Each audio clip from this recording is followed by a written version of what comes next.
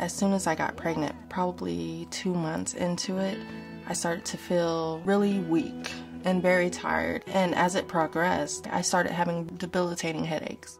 They were so bad. I'd be in the emergency room like every other week.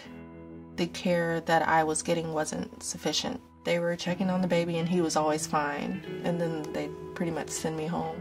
I left Los Angeles to come home in South Carolina to be with my mother so that she can take care of me and look after me.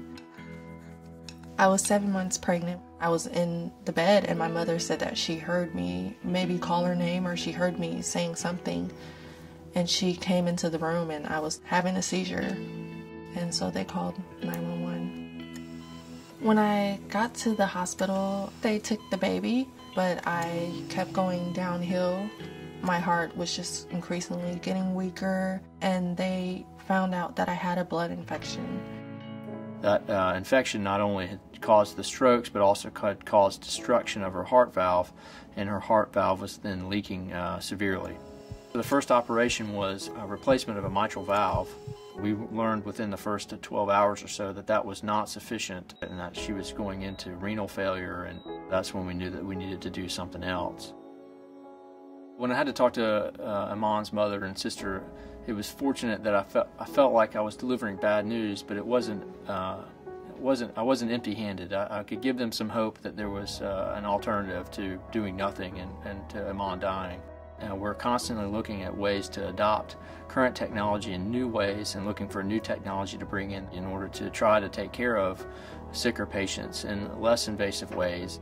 We learned about the miniature heart pump as we have grown our practice.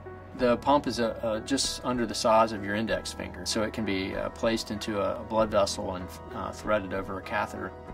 In Iman's case, we were able to access an artery in her chest and put it directly through the aortic valve, and that was able to take blood from the heart and put it into the aorta where it needed to go.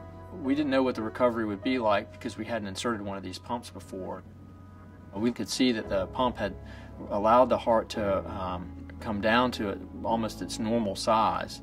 A week later, the pump was out and Iman was off the breathing machine. Now she's able to take care of herself and take care of her son and to resume almost a normal life.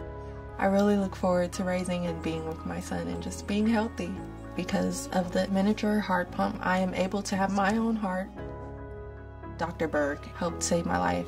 He's my heart. I always say that he's my heart because he's the reason why it beats, you know.